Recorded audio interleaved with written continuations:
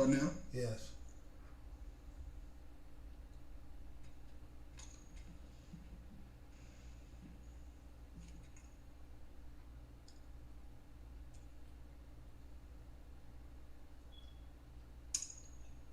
when you're ready. Good evening, ladies and gentlemen. This is Tommy Duncan with Black Men Speak. Good evening, good evening. It is December the 2nd, 2020. Welcome, everyone. First and foremost, we hope that everyone had a fantastic Thanksgiving holiday with family and friends. Most importantly, we hope that you had a safe holiday season. So we join you again like we do every Wednesday on Black Men Speak, where we talk about some of the most provocative issues and topics going on in our community. And what we will do is talk about a couple of things of historical significance in the month of December. Of course, we focus on the holidays just coming off of Thanksgiving, but we have to remember, the things that have brought us here. So I'll talk about a few of those things, and then we'll talk about a very interesting item of news that came up this past week that is quite interesting and entertaining, but also kind of has a lot to unpack. That are very good discussion points that we've had in our community for decades. So let's get the show started.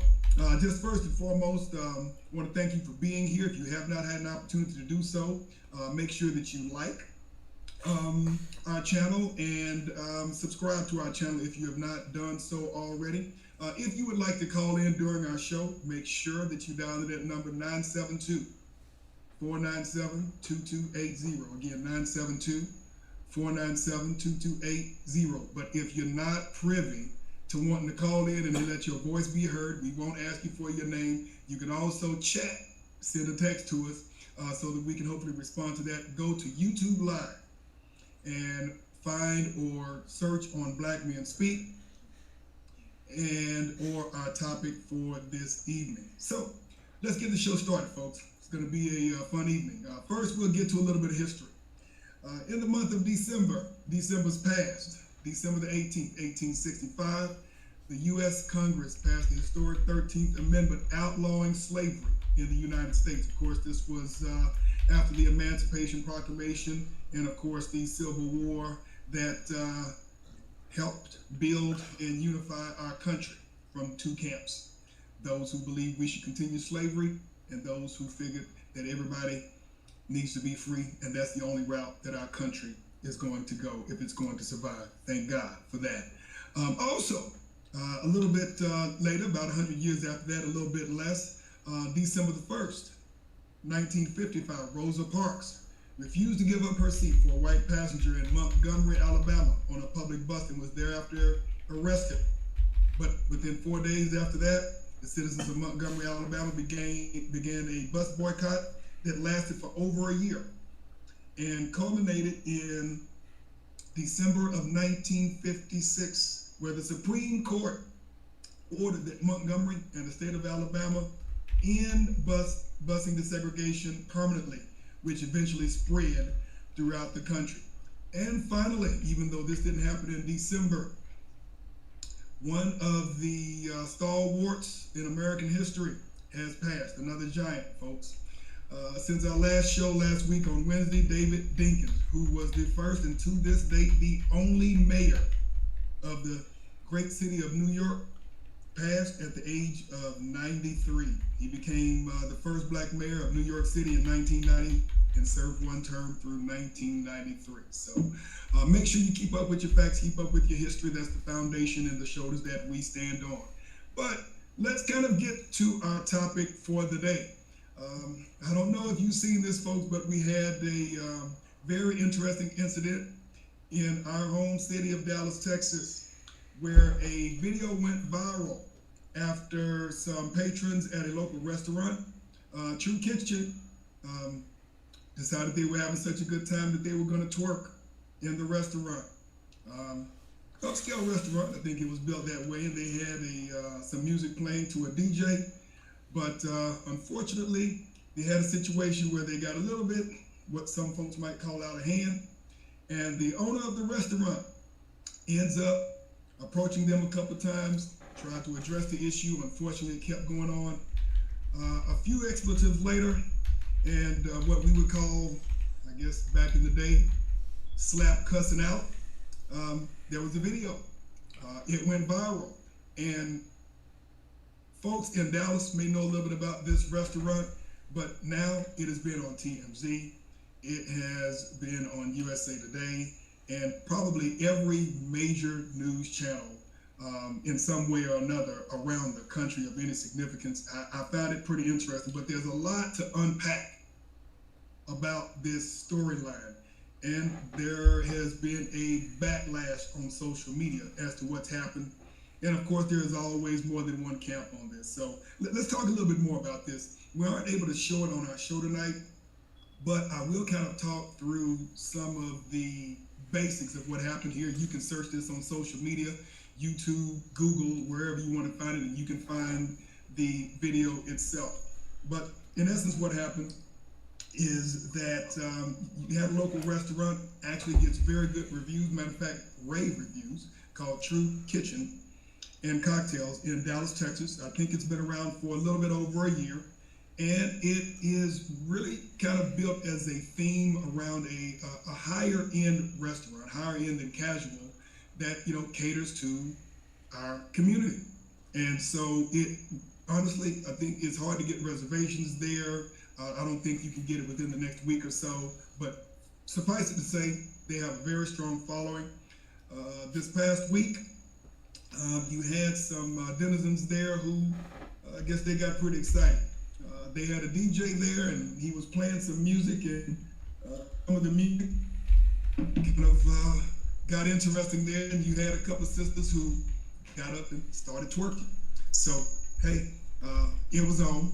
The restaurant owner, Kevin Kelly, young cat, very successful attorney in the Dallas area.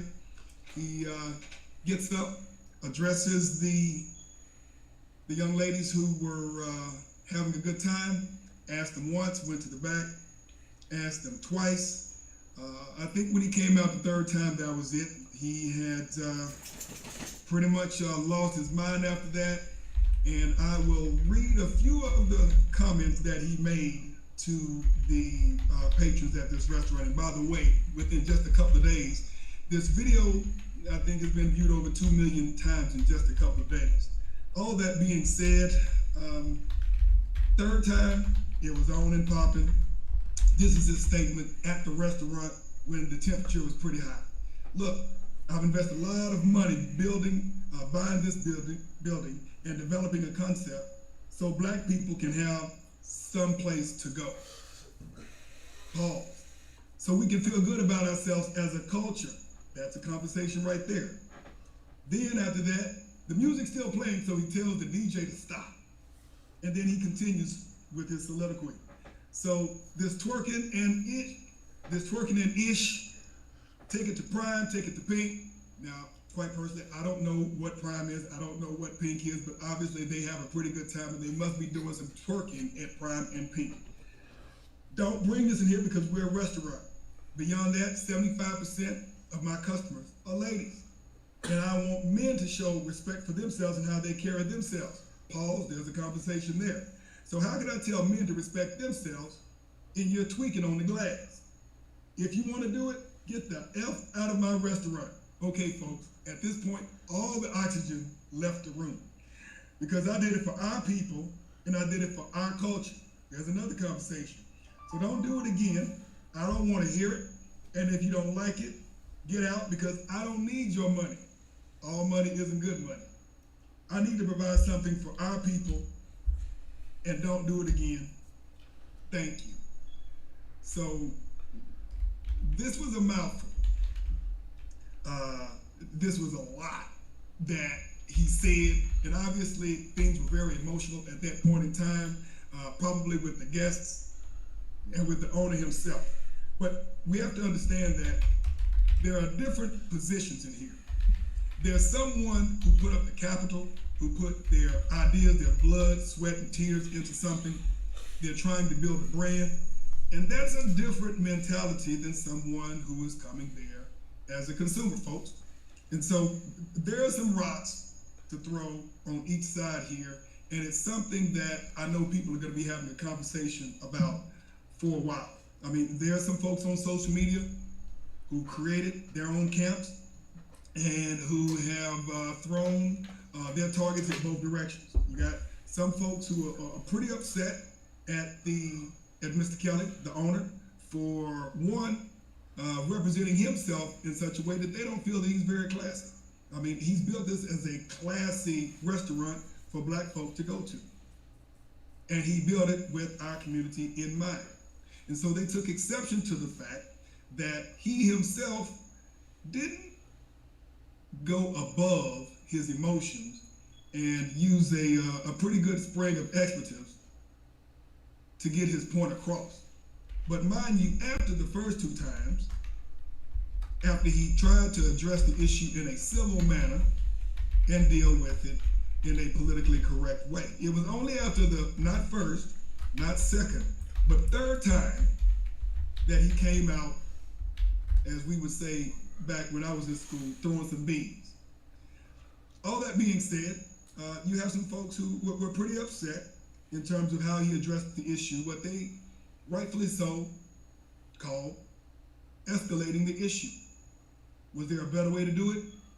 Quite frankly, you're probably right. There was a better way to do it. Under the circumstances, when you deal with what's going on, when you have a lot of people in your restaurant, mind you, 75% of his customers are women, he has a certain target market in mind. You have other folks on social media, mind you, who kind of see his point of view, and I can see that perspective as well. Quite frankly, this is his baby. He is emotionally invested. And so when you consider the amount of money and time and energy that he put into this concept, yeah, I'm sure he was probably hot as fish grease. He had a problem with these folks who were tearing down what he saw as his brand, his child, his baby. And so he got a little bit hot under the collar because he probably looked at this as his child and someone desecrating his child. All that being said, let's talk about this for a little bit.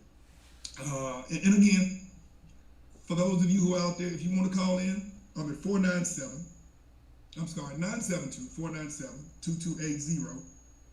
And also you can go to Black Men Speak on YouTube Live if you would like to chat a little bit more. I'm open to your questions, I'm open to your thoughts, and let's talk about this a little bit more. So there are a couple of things.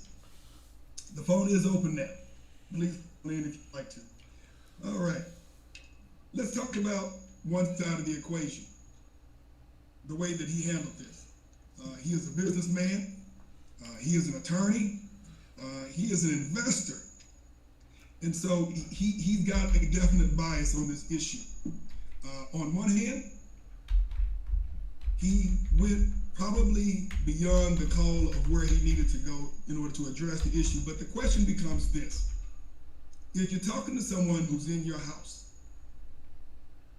and they're acting a slap fool, and you talk to them in English that everyone should be able to understand when you ask them to get their feet off your table, stop spitting on the floor. If you do care about your carpet, don't drag your muddy feet in my house. Well, this is probably about 5 or 6 steps above that. So he lost his temper clearly on what's going on here. But at the end of the day, he felt that he had to talk to them in a language that they could understand. These weren't what he considered to be the target market that he was targeting here. And so clearly he decided to go down their lane, and he got the point across. And quite frankly, he got everybody's attention. Everybody.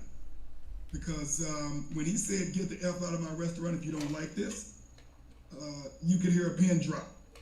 And he made that very clear. So there are some folks who have some issues with this, but you know, at the end of the day, as an owner, he has to do what he has to do to protect his business. Is he going to chase some people away because of what he did? Yeah, he probably will. But let's also look at the big picture here.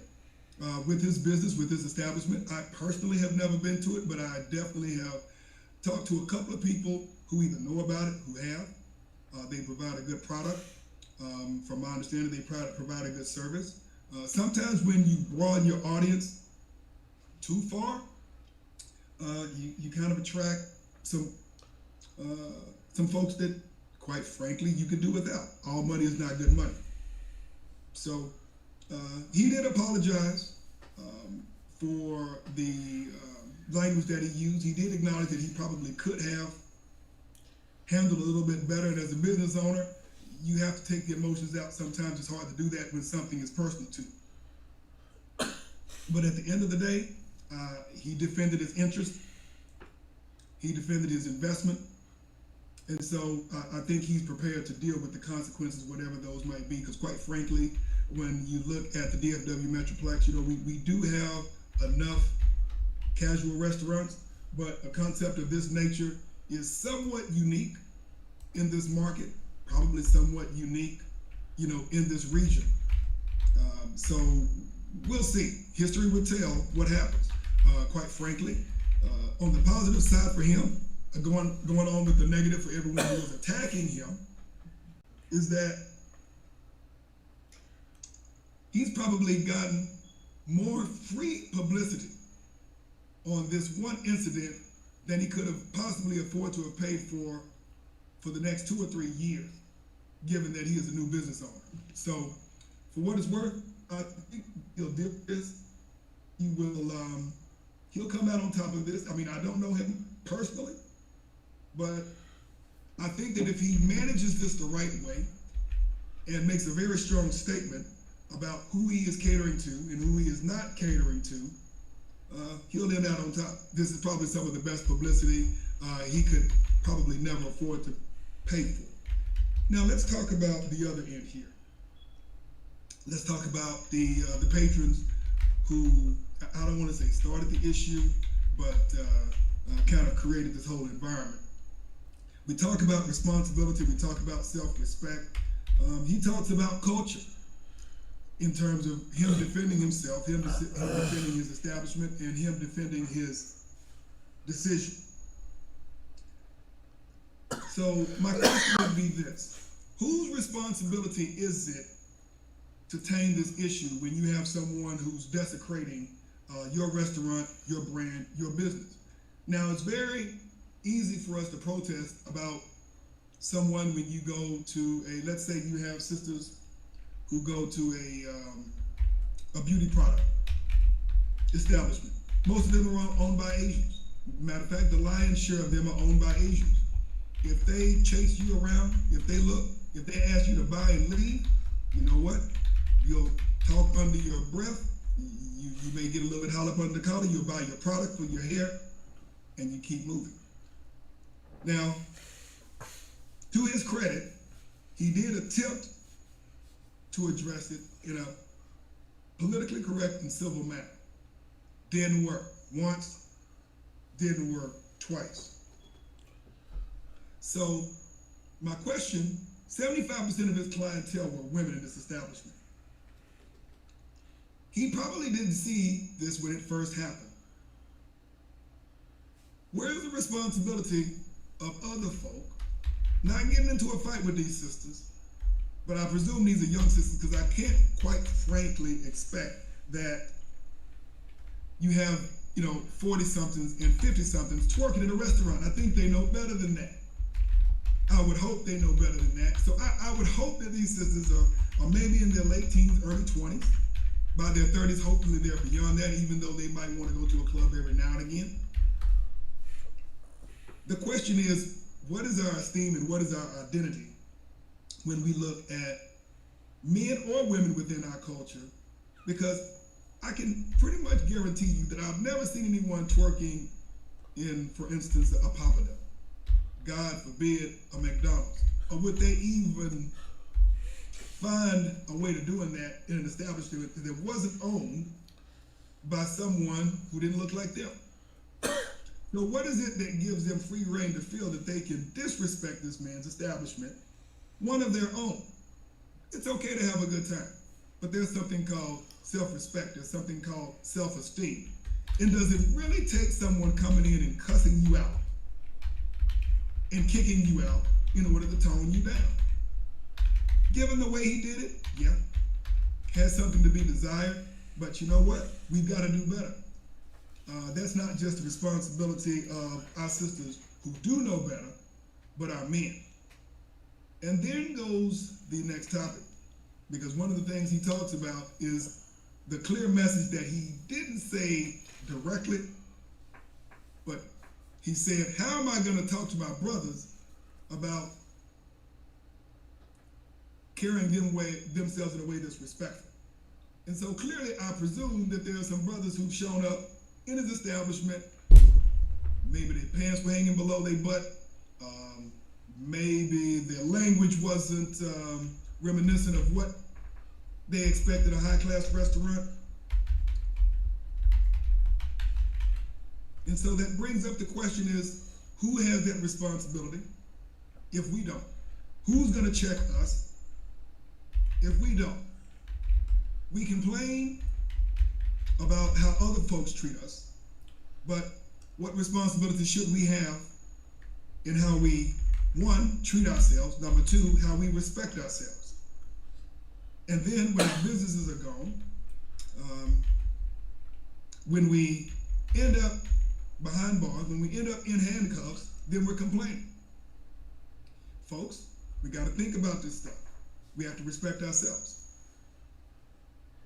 The other issue that we have to consider, and this is for our older, mature sisters, when we talk to our younger sisters, is that black women have always been objectified by mainstream society as being over-sexual, as being ratchet, and the majority of women are not, quite frankly. This is superimposed on a lot of our women. I think I have a call in here, folks, so wait just a second. Black men speak. Good evening.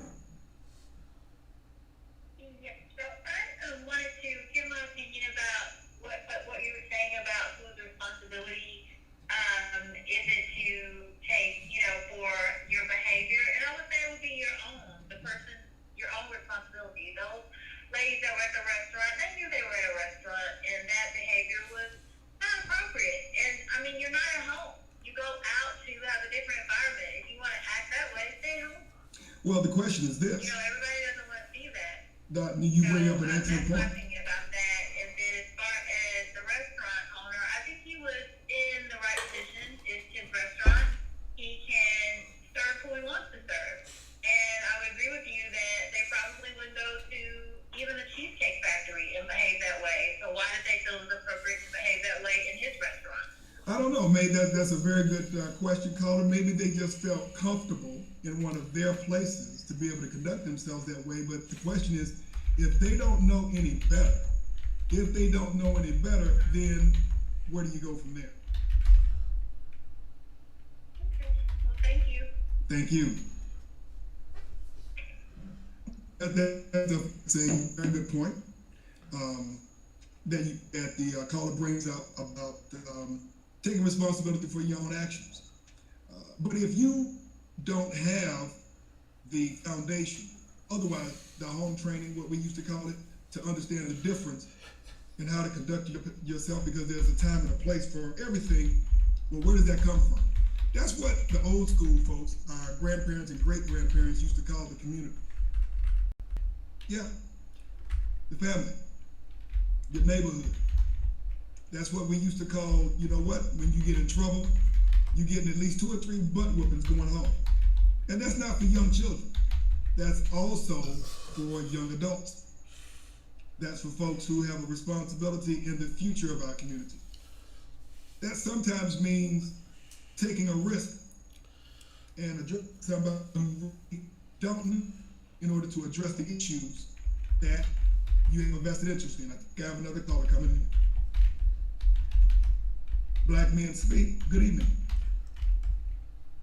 Good evening.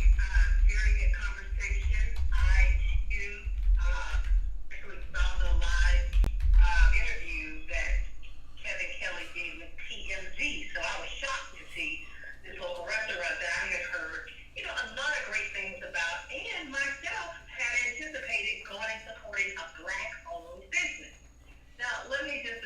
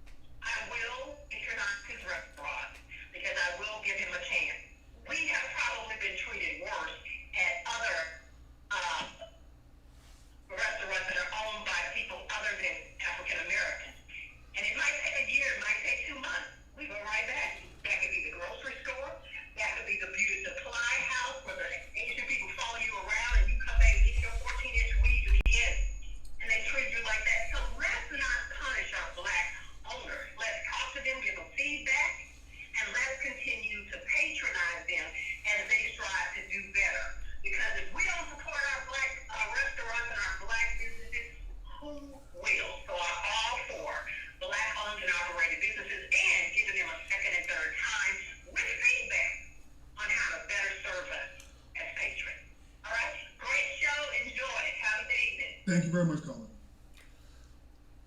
All right, all right, very good points that caller had there, and we are getting a little bit close to time. We have about 5 or so minutes, so we'll go ahead and wrap up this conversation.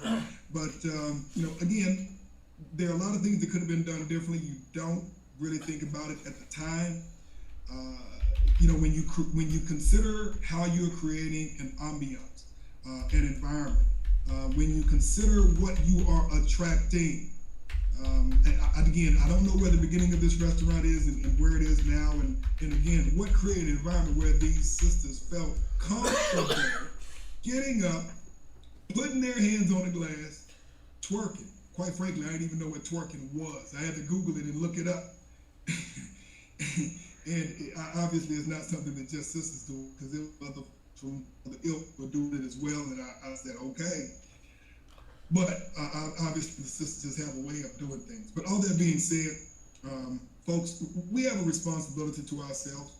Sometimes that means, stretching out, talking to somebody who you don't know, and not being disrespectful, but being very clear about what you owe to yourself, what you owe to your community. And when we were young folks, our parents used to tell us, look, you represent more than yourself. You represent your family. You represent your school. You represent your community. And I think we have to keep that in mind. And in this case, both the patrons who got kicked out of the restaurant, unfortunately, and the owner who, in defending his interest, kind of extended probably further than he should have in terms of how he's going to have to deal with this. No, I didn't know what twerking was. Someone on the text line. So all that being said, folks, hopefully this was a, enlightening conversation. We want to share our perspectives as Black men. One of the issues that we have to deal with, and this is something that my cohort, friend and colleague Jimmy says all the time, is when Black men begin to position themselves properly in their families, within their households, within our communities, their rightful place of ownership in terms of being the first line of defense for our wives, our children, our families, then I think we begin to curtail this. Now, sometimes there are going to be conversations that we're going to have with our sisters, and they're just really not going to be very receptive to it because it's coming from a man. And sometimes there are things that women do better in talking to women about, and vice versa. Probably the same thing with men. But I'm not going to say that this didn't happen, but when I was growing up and I saw my parents and my grandparents and great-grandparents, there is no one who would be caught dead doing this in a public area. They had places and times for everything. And so we have to keep that in mind. All that being said, folks, we got to remember that this is our community.